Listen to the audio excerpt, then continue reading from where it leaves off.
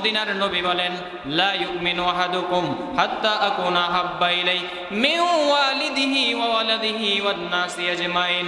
ও আমার উম্মতেরা রে, আমি নবীকে এমনভাবে ভালোবাসতে হবে, লা ইউমিনু আহাদুকুম, দুনিয়ার সমস্ত মানুষ থেকে, তোমার ছেলে সন্তান থেকে, লা ইউমিনু আহাদুকুম হাত্তা আকুনা আহাব্বা ইলাইহি মিন ওয়ালিদিহি, তোমার সন্তান থেকে, তোমার সন্তানাদি থেকে, মিন ওয়ালিদিহি ওয়া ওয়ালাদিহি ওয়ান নাসি আজমাইন, দুনিয়ার সমস্ত মানুষকে সব কিছু থেকে আমি নবীকে বেশি মুহাব্বত করতে হবে। আমার কাছে আমার সন্তান বেশি দামি হতে পারে, আমার কাছে আমার সম্পত্তি বেশি দামি হতে পারে, আমার কাছে আমার ঘরটা বেশি দামি হতে পারে, আমার কাছে আমার টাকা পয়সার মূল্য বেশি হতে পারে, কিন্তু সবগুলার থেকে আমি নবীকে বেশি ভালোবাসতে হবে।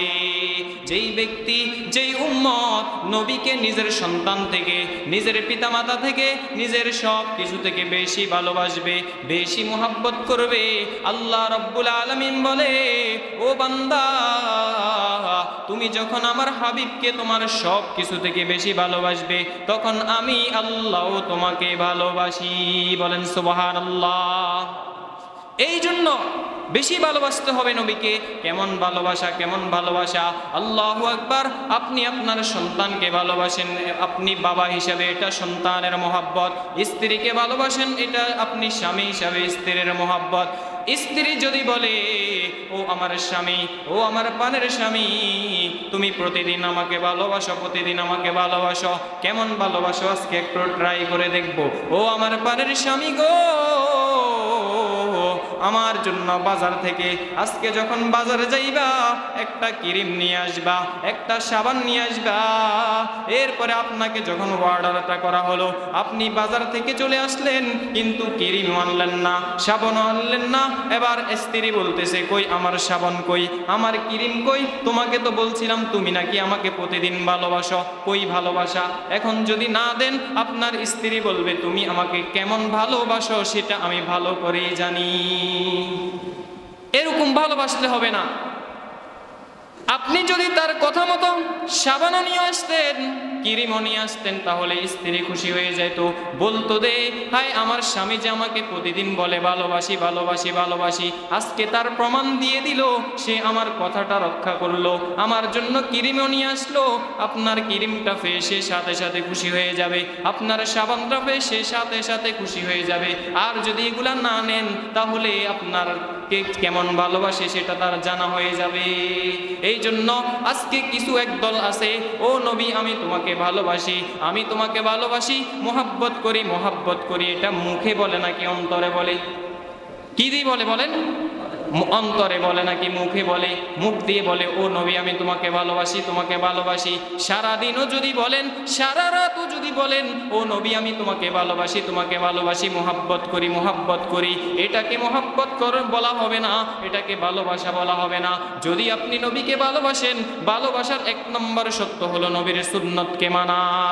নবীর যেই সমস্ত সুন্নতগুলো আছে এগুলাকে আটকে ধরা। নবীর সুন্নত কি? নবীর সুন্নত মাথায় টুপি দেওয়া, নবীর সুন্নত মেসওয়াক করা, নবীর সুন্নত পাঞ্জাবি গায়ে দেওয়া, নবীর সুন্নত নামাজ পড়া, নবীর সুন্নত নফল ইবাদত করা, নবীর সুন্নত সালাম দেওয়া, নবীর সুন্নত মুসাফা করা, নবীর সুন্নত রাস্তা দিয়ে নিচে দিকে তাকিয়ে তাকিয়ে হাঁটা, নবীর সুন্নত ডান পাশে হাঁটা, নবীর সুন্নত মসজিদে ডান পা দিয়ে প্রবেশ করা, নবীর সুন্নত খাওয়ার সময় দোয়া পড়া, নবীর সুন্নত খাওয়া থেকে উঠিয়ে দোয়া পড়া, নবীর সুন্নত টয়লেটে যাওয়ার সময় দোয়া পড়া, নবীর সুন্নত টয়লেট থেকে বাইর হওয়ার সময় দোয়া পড়া, নবীর সুন্নত ঘুম থেকে ঘুমে যাওয়ার সময় দোয়া পড়া, নবীর সুন্নত হলো নিদ্রা থেকে জাগ্রত হইয়া দোয়া পড়া। এরকম ভাবে নবীর সুন্নত গুলোকে যদি জিন্দা করতে পারি, তাহলে সেটা হবে নবী আমি তোমাকে ভালোবাসি। আমার মুখের দাড়ি বলবে আমি নবীকে ভালোবাসি কিনা, আমার মাথার টুপি বলবে আমি নবীকে ভালোবাসি কিনা, আমার পাঞ্জাবি বলবে আমি নবীকে ভালোবাসি কিনা, আমার পাঁচ বেলার নামাজ বলবে আমি নবীকে ভালোবাসি কিনা। নবীকে যারা ভালোবাসে, যারা আশিকে রাসূল, তারা কোনোদিন নামাজ তরক করে নাই। নবীকে যারা ভালোবাসে তারা কোনোদিন নফল ইবাদত ছাড়ে নাই।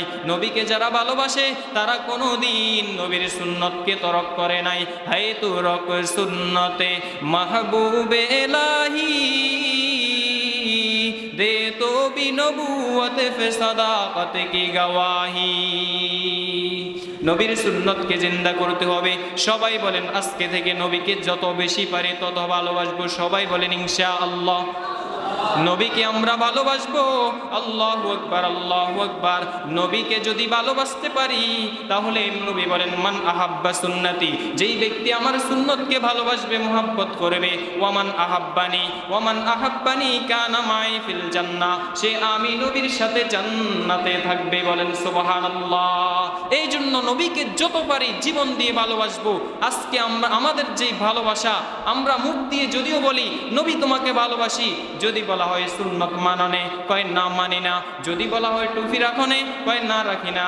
দাড়ি রাখনে সুন্নত তরিকায়, কয় না দাড়িতে তো খুরমারি।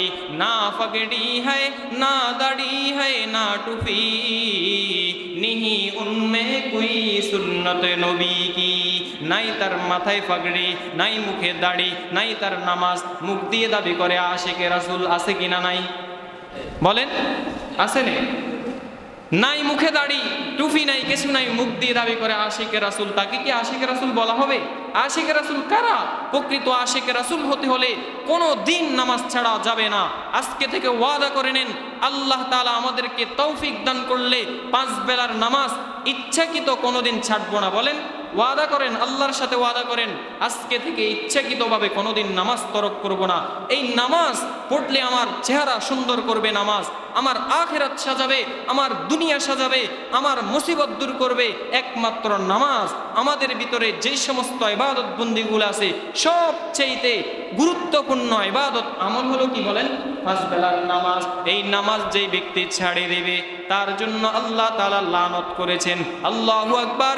যেই ব্যক্তি ফজরের নামাজ পড়বে না তাকে ফজর থেকে যোহর পর্যন্ত একটা সাপ নিযুক্ত করে দেওয়া হবে, দংশন করা হবে। যেই ব্যক্তি যোহরের নামাজ পড়বে না যোহর থেকে আসর পর্যন্ত একটা সাপ নিযুক্ত করা হবে। যেই ব্যক্তি আসর পড়বে না আসর থেকে মাগরিব পর্যন্ত একটা সাপ তার কবরে নিযুক্ত করা হবে।